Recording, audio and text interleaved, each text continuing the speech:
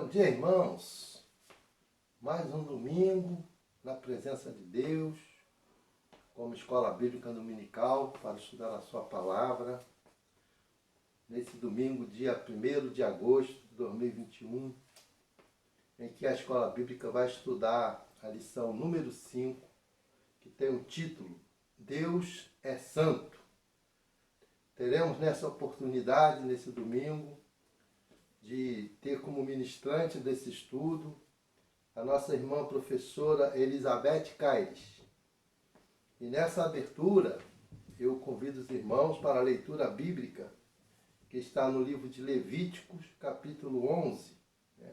Livro de Levítico é o livro que a gente vai ter como base para a nossa lição de hoje, capítulo 11, e também os Salmos 77 e 78. E eu vou fazer a leitura aqui do texto áureo da lição, que está em Levítico 11, 44 e 45.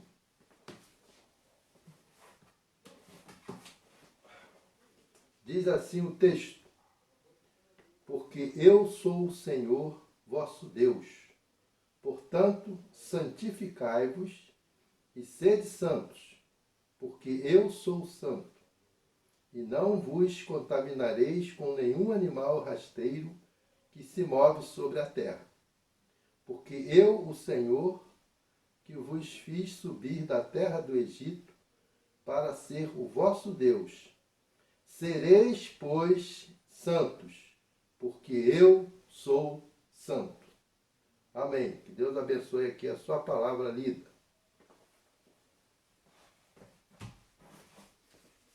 Ainda nessa abertura, convido os irmãos aí dos seus lares para abrir os seus cantores cristãos no hino número 9, que também tem o título de Santo, né? Aqui vai falar o hino da santidade de Deus e do grande desafio que o hino nas suas estrofes, sua poesia, nos faz para também sermos santos. Vamos cantar a primeira e a segunda estrofes desse hino número 9. Teremos o acompanhamento da nossa irmã pianista Lúcia Maria.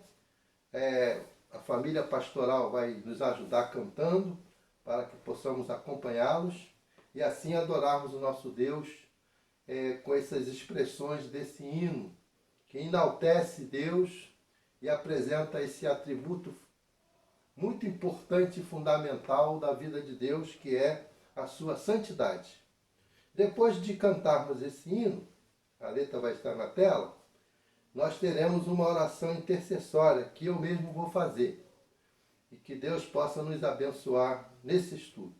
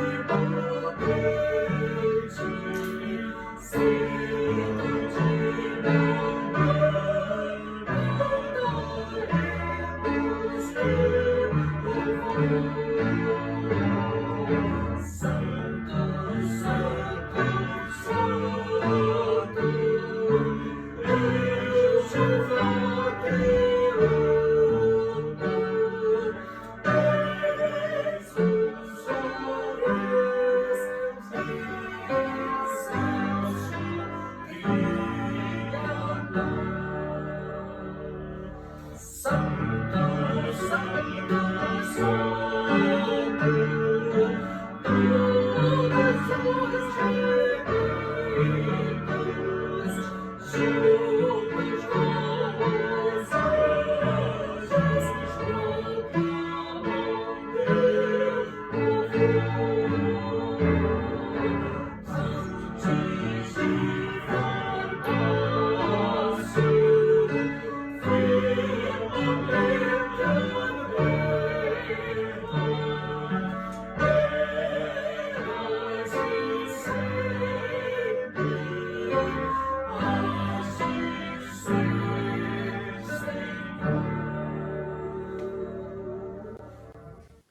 Somos gratos ao Pai Celestial por esse rico privilégio que o Senhor nos concede mais uma vez, nosso Deus, de estarmos aqui preparados para estudar a Tua Palavra através da Escola Bíblica Dominical.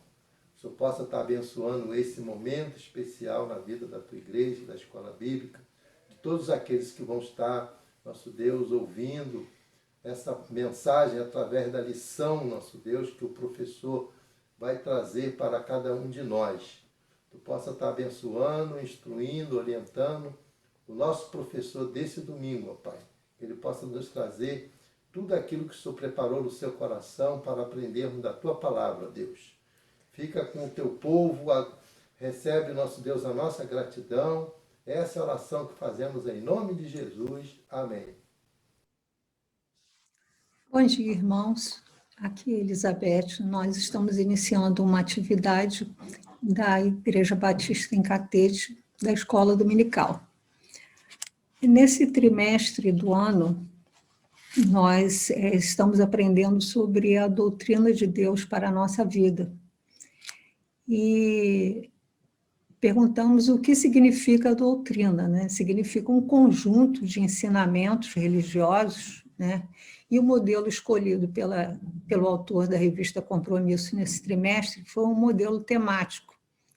Isto é, nós não vamos estudar livro a livro, ou só o Velho Testamento, ou só o Novo Testamento, mas sim um tema, um assunto, onde quer que esse assunto esteja e seja utilizável, né? Seja proveitoso a compreensão de qualquer texto bíblico. E, nesse caso, essa doutrina de Deus, esse conjunto de ensinamentos religiosos com base na palavra de Deus, objetiva gerar na nossa vida atual um aprofundamento da nossa relação pessoal de comunhão com Deus. Como resultado, nós também seremos inseridos nesse processo de santificação, né? Então, nós vamos avançar no conhecimento da pessoa de Deus, quem é Deus, quais são os seus atributos, né? A Bíblia nos apresenta várias dessas características e atributos singulares. Nós já tivemos oportunidades de aprender sobre os atributos da eternidade, da onipotência, onisciência, onipresença, pois nós estamos na lição 5 e esses atributos foram vistos anteriormente, nas lições anteriores. E hoje a gente vai ficar com o estudo da santidade, porque Deus é santo. Nós temos alguns slides preparados e vamos ver os atributos de Deus. Vou dividir aqui para nós podermos ter uma compreensão melhor desse assunto.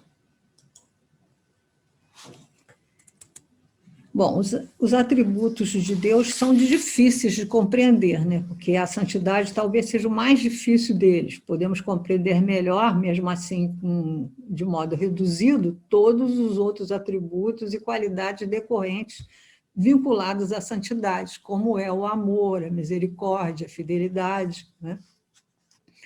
E Deus a santidade significa que ele é completamente separado do pecado, ele é totalmente comprometido com a sua honra, né? Ele não se relaciona com qualquer coisa impura ou qualquer comportamento indigno, né? A santidade de Deus indica que ele é absolutamente puro e perfeito. Esse atributo da santidade exige que os pecadores estejam separados dele, mas a não ser que eles sejam justificados por Cristo, sendo assim santificados, né? A santidade de Deus, a sua majestade e grandiosidade são mencionadas inúmeras vezes na Bíblia, né? Não só em referência ao domínio absoluto dele sobre o universo e sobre todas as forças que regem o universo, mas também a magnitude dos acontecimentos, né, que marcam a sua presença em qualquer lugar, em qualquer situação. Nós vamos ver alguns exemplos dessa magnitude de situações que marcam a sua presença, né? lembremos-nos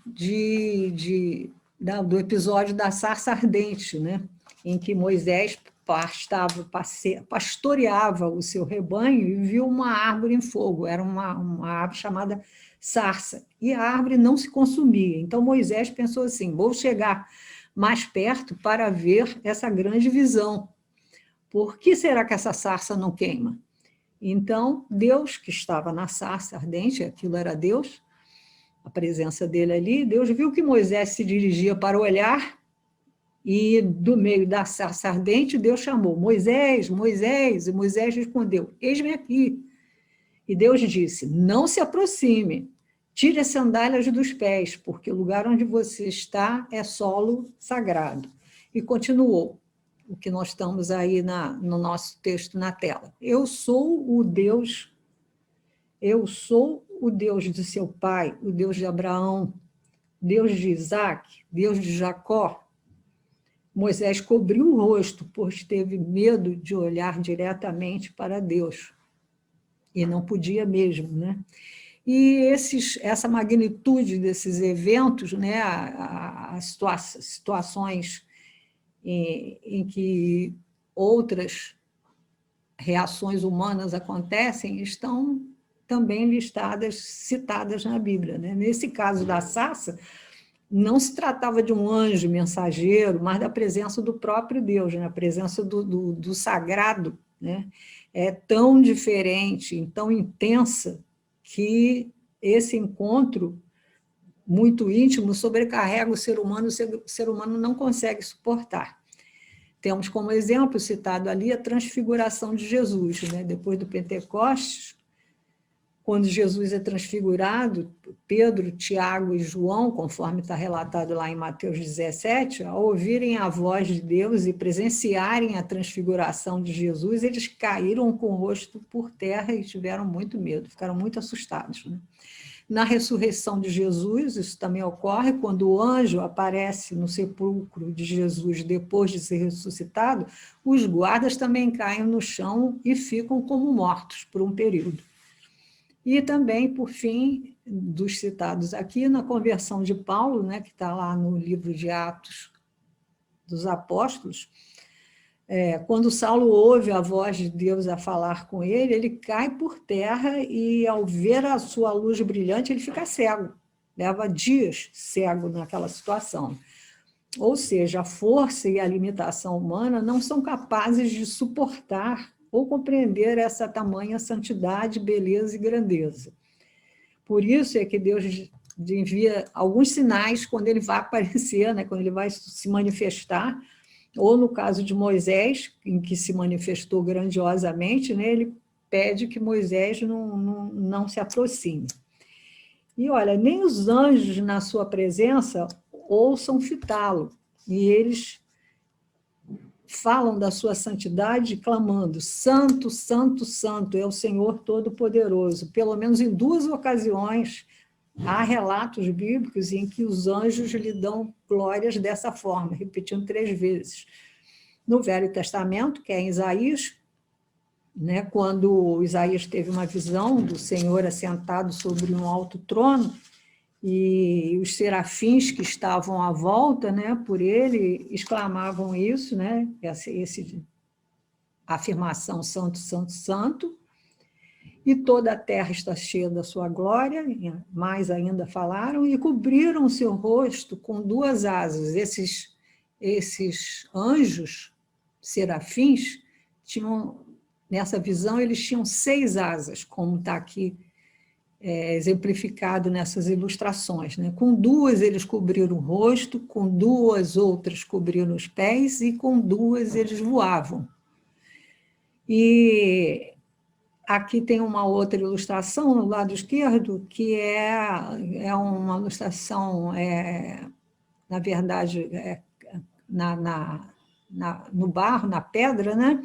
Ela está lá numa associação cristã de moços de Israel, e eu achei mais visível, mais expressiva, no sentido de que eles cobriram os olhos com 2 asas, os pés com mais 2, e com as outras 2 voavam, né? E o que revela essa atitude dos anjos, né? essas criaturas celestes exibiam extrema reverência na presença de Deus, né? E não se consideravam dignos de ver, por isso taparam os seus olhos, de estar na sua presença, né? Em reconhecimento à sua santidade. Né? Semelhantemente a essa visão de Isaías no Velho Testamento, nós temos no Apocalipse também, uma em que essa palavra santo é repetida 3 vezes.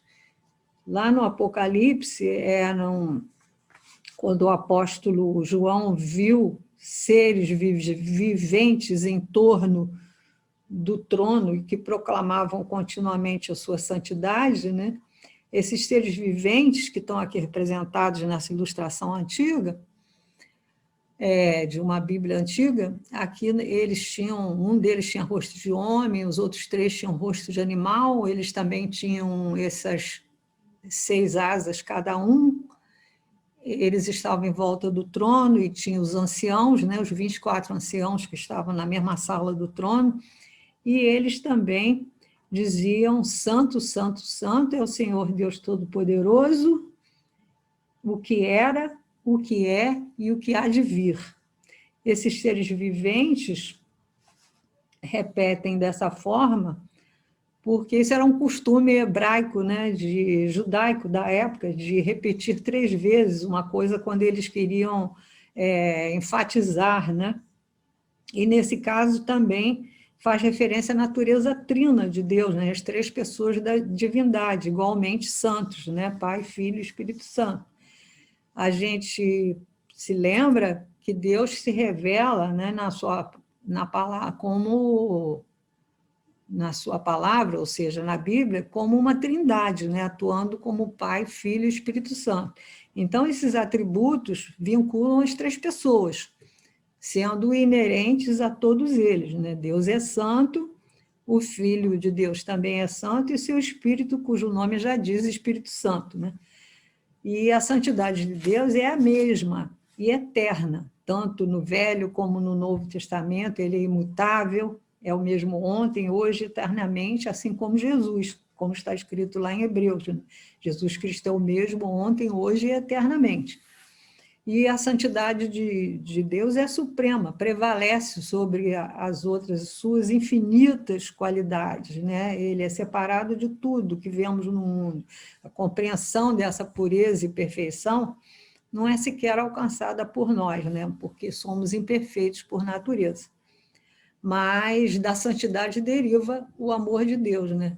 E de todas essas qualidades que derivam de sua santidade, o amor é a maior, né? Especialmente o amor a nós, imperfeitos, pecadores, que pela fé em Jesus Cristo somos justificados e salvos, né? Assim como o hino diz, né? Das maravilhas, né? O seu amor pelos homens perdidos é a maior, né? Bem, o primeiro... Vamos sair um pouco nesse slide. O primeiro texto indicado no estudo bíblico da nossa revista Compromisso é um texto de Levítico, né? Vocês lembram que Levítico foi aquele livro cuja autoria é atribuída a Moisés, e ele contém a lei dos sacerdotes da tribo de Levi. É uma das 12 tribos de Israel, né, que foi designada para exercer aquela função sacerdotal no meio do povo.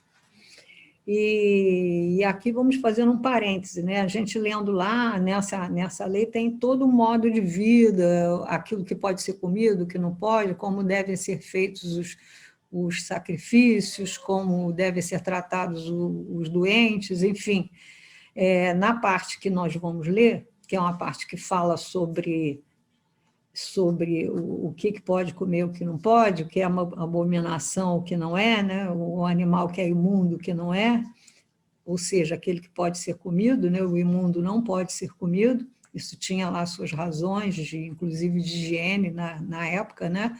Era uma lei que era para acompanhar, fazer possível levar aquele povo num deserto, sem a menor condição, né? E lá Nós estamos no Levítico 11, né? Lá no versículo 19, fala entre os animais imundos que não poderiam ser comidos, o morcego. Então, eu me lembrei dessa questão da Covid, né?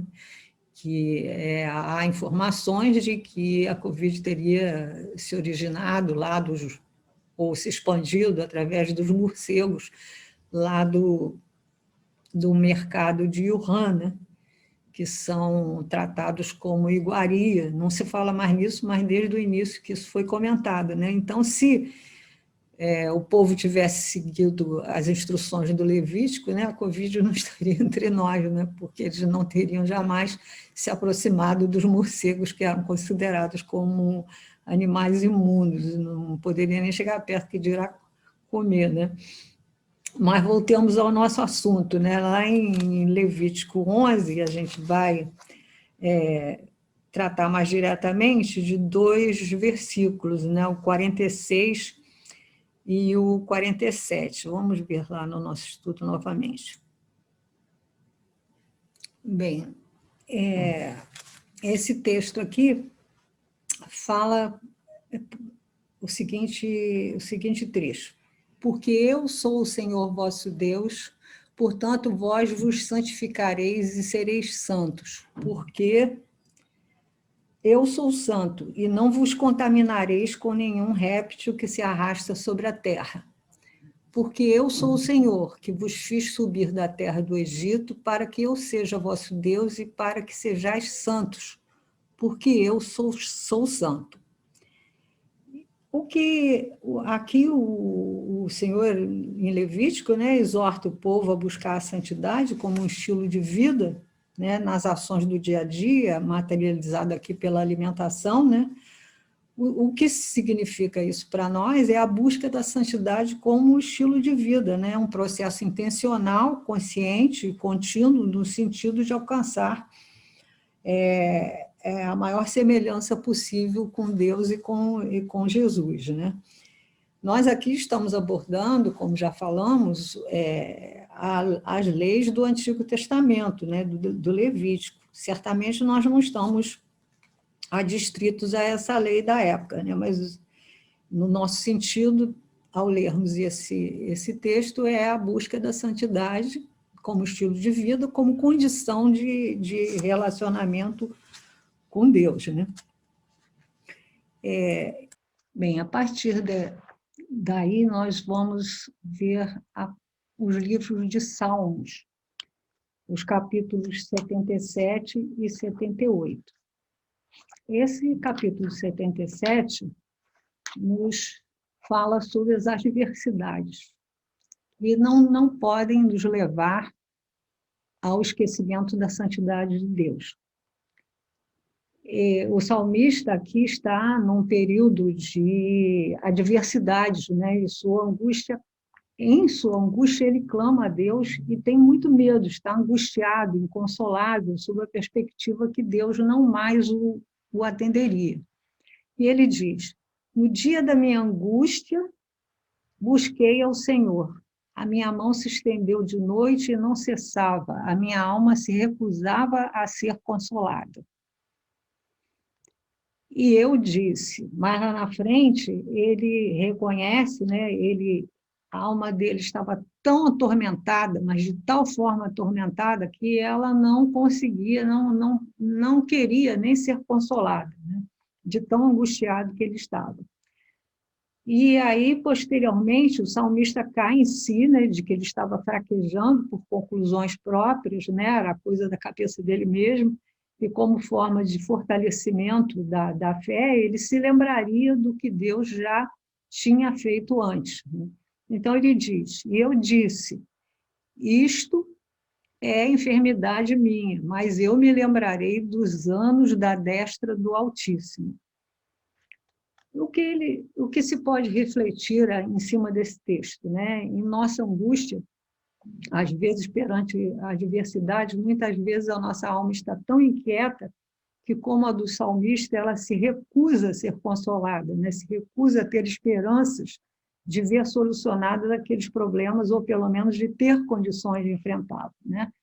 O autor da nossa revista Compromisso faz uma distinção interessante entre medo e pânico, né? Ele diz que o medo é uma bênção, nos deixa atentos, mas o pânico é uma maldição, pois nos paralisa e nos coloca em paranoia, nos submete, assim, a profunda insanidade, né?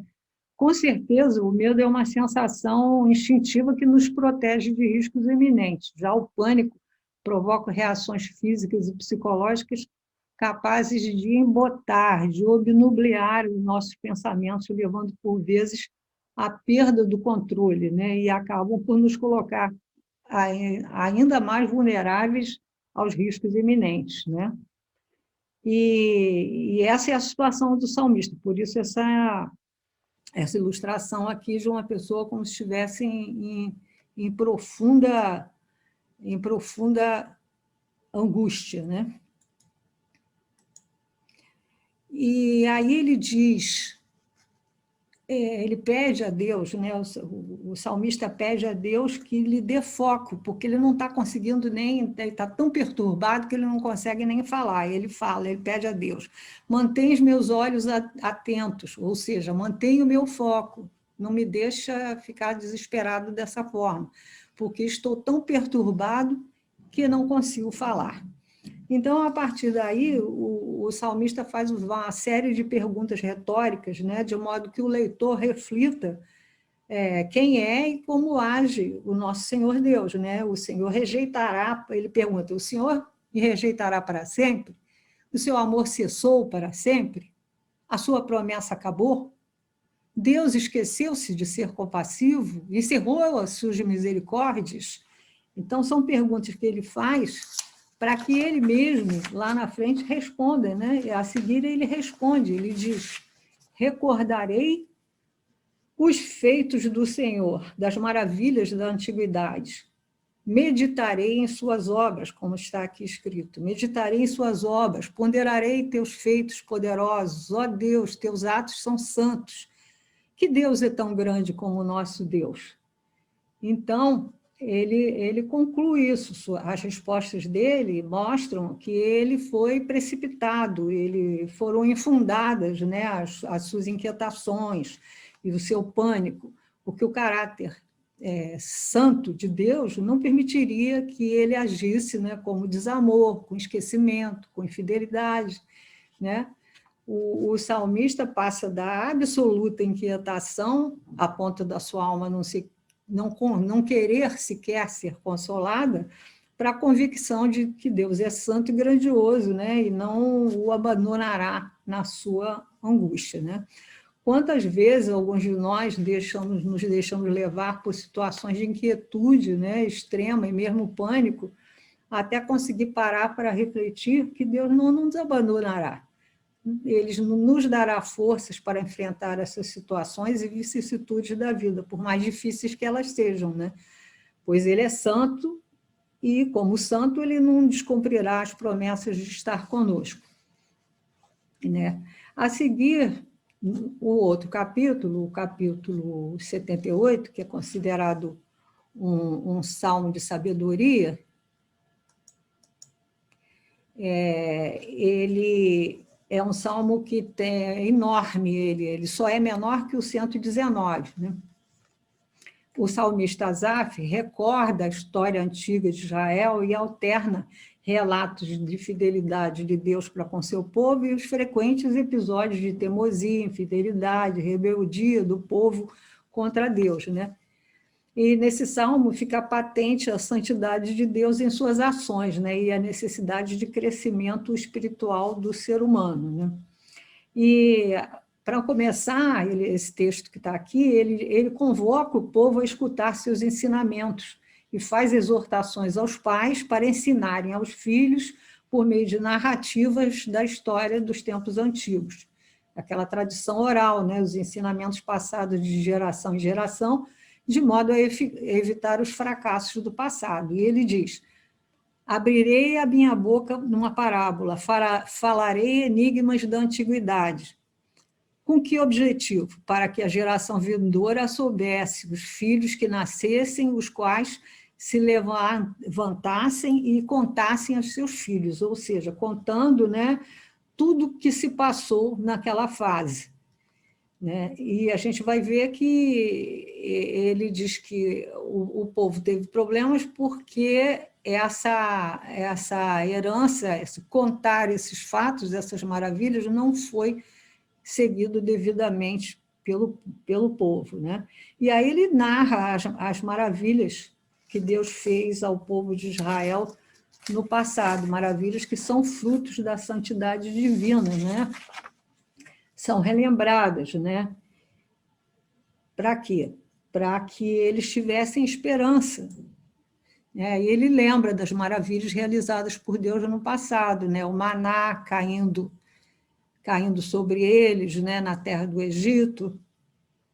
E aqui tem essa ilustração mostrando como eles colhiam maná. Depois eles reclamaram com Deus que eles queriam carne, que estavam querendo comer carne, aí Deus deu os cordonizes, como está aqui, né? E o objetivo disso é para que eles tivessem esperança e não se esquecessem das obras de Deus, né? Mas guardassem seus mandamentos, né? E não fossem como os seus pais, né? Aquela geração contumaz e rebelde, né? Geração que não regeu o seu coração e cujo espírito não foi fiel a Deus, né? E desse salmo, então, a gente aprende os frutos da santificação, né? Os frutos produzidos pelo processo de santificação, né? Que são a gratidão, a esperança, a fé e a confiança, a restauração e a sabedoria, né? A gratidão, como Israel, a gente não pode esquecer quem foi Deus no passado, né? E quem Ele é ainda para nós hoje, né? Ele nos guia, Ele nos concedeu vida, Ele criou o universo, Ele nos concede alimento, enfim, Ele é o alicerce do crente, né? E nas ações graças que damos a Deus, nós devemos lembrar que o seu reino também não é da terra, né? Não é desse mundo, não é dessa dimensão, e sim dos céus, né? E que só a Ele pertencem as decisões sobre a nossa vida e não a nós mesmos, mas temos que ser sempre gratos. E trazendo à memória os feitos maravilhosos do passado e do presente nas nossas próprias vidas, né? Nós podemos nos encher de fé, isso é um fruto desse processo de santificação. Fé e confiança no futuro. A narrativa que nós temos nos Salmos, o salmista relembra que o povo, apesar de seus feitos e maravilhas, pecou contra Deus, né? Eles não confiaram. Mas, mesmo assim, na sua misericórdia, Deus providenciou que chovesse o maná, que caíssem as cordonizes, enfim, ele deu tudo aquilo que eles procuravam, que precisavam. Então, isso também é certeza para nós, é esperança para nós, no sentido de que, apesar de nós não termos nenhum merecimento, apesar dos nossos erros, da nossa ingratidão, a graça e a misericórdia de Deus nos alcançam e é fonte de esperança para nós. E os salmos prosseguem ainda nos dando outros frutos, a restauração, né? Eles mostram que aquele povo, com tudo que acontecia, eles tornavam-se infiéis, tinham a consequência da sua infidelidade e se arrependiam em seguida, né? Ou seja, eles só se arrependiam em função das consequências decorrentes dos seus erros, né? É um arrependimento que necessita de restauração, mas não é uma opção a restauração, é uma questão de sobrevivência. O ideal é que o arrependimento, né, pelos maus caminhos, ocorra antes das más consequências. Mas, se esse ciclo nefasto acontecer, a única coisa que nos resta é nos restaurarmos e nunca nos afastarmos dos ensinamentos de Deus. A restauração está sempre disponível para aquele que quer ter uma nova vida. né? E a sabedoria, e por fim, a sabedoria, né? Que a gente observa que nesse capítulo 78, a partir do verso 36, ele leva nada menos do que 30 versículos descrevendo os erros que Israel cometeu e as consequências desses erros, né? E, na verdade, ele faz isso para quê? Qual é o objetivo tanto de relatar tudo o que aconteceu? É para que aprendessem com os erros do passado, né? E não voltassem a errar. E isso também é lição, é sabedoria para nós, né? Também devemos aprender, melhor ainda quando aprendemos com não só com os nossos erros, mas com os erros alheios, né? Para que a gente não seja surpreendido pelas consequências de um erro antes mesmo que ele aconteça. Ou seja, conhecer os fatos antigos e saber, em cima deles, o que nós devemos evitar, né? Isso é sabedoria. E, embora a gente não possa almejar atingir, né, perfeitamente um atributo desse, né, de santificação, a busca pela santificação, ela deve ser constante, né? Existe um versículo lá em Hebreus que, acerca da relação do crente com o Senhor, né, que diz: segui a paz com todos e a santificação, sem a qual ninguém verá o Senhor. Ou seja, é necessária essa busca pela santificação. Aqui, se nós formos ver lá o termo original do grego, né, esse seguir, né, em que ela está escrita no idioma grego, seguir aqui quer dizer perseguir, fazer todos os esforços necessários para alcançar a paz. E essa paz, no caso, ela possui um significado assim mais amplo do que o não guerra, né? Ele é a paz no sentido do bem-estar completo, envolvendo o significado assim espiritual, é o estado de tranquilidade da alma do crente, que está certo e confiante de sua salvação por meio de Jesus Cristo, né? Essa paz, esse bem-estar só é alcançado quando se tem essa certeza, né? A paz tem origem em Deus, né? E Cristo é o príncipe da paz, é o chamado príncipe da paz.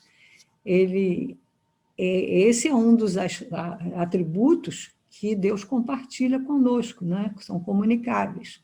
Mas nós só alcançamos a paz quando estamos em comunhão com Deus na figura de Jesus Cristo. Os desígnios de Deus são santos. Olha, no final desse texto, do 78, no final do nosso estudo, nós retiramos aqui 3 versículos, né, que é uma mensagem que nos mostra os santos desígnios de Deus, justamente por serem advindos de um ser santo. O salmista ressalta a escolha de Davi, né, que, por Deus, que o tirou da função de pastor de ovelhas para pastor do povo de Israel. Vamos ler. Também elegeu a Davi, seu servo, e o tirou dos apriscos das ovelhas, e o tirou do cuidado das que se achavam prenhes, para apacentar a Jacó, seu povo, e a Israel, sua herança. Assim os apacentou, segundo a integridade do seu coração, e os guiou pela perícia de suas mãos. Então, ele tirou Davi de pastor de ovelhas para pastor do povo de Israel e de todos nós, né, apacentando-nos. Isso aqui tem referência com Cristo, né, pela graça e misericórdia por meio de Jesus Cristo. Nós, ovelhas do Senhor, somos apacentados por meio de Jesus Cristo, nosso bom pastor, Salvador e Rei, né?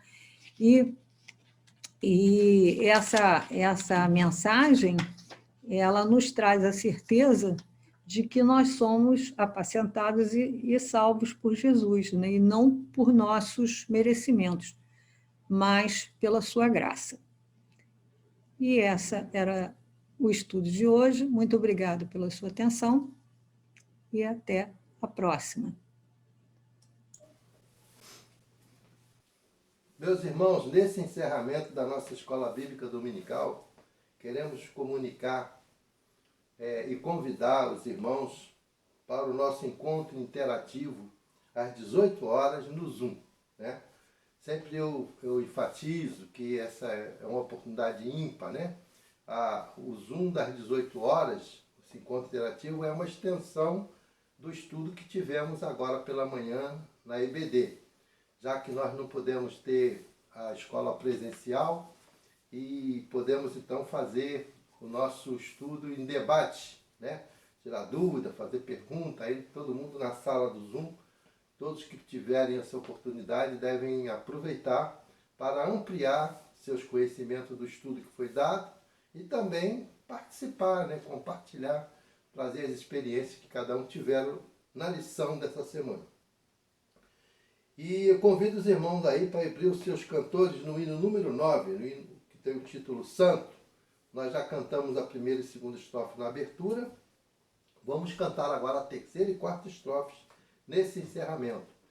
Da mesma forma que foi na abertura, teremos o acompanhamento da irmã pianista Erlúcia Maria, teremos a participação da família pastoral cantando, e todos nós poderemos concluir esse hino cantando junto, né? Prestando bastante atenção na letra, para associar a lição e trazermos mais experiências para a nossa vida espiritual. No final, teremos a oração, né? A oração final, que vai ser apresentado a Deus, né? Nesse encerramento, pela nossa irmã e aluna da IBD, irmã Lúcia Talon.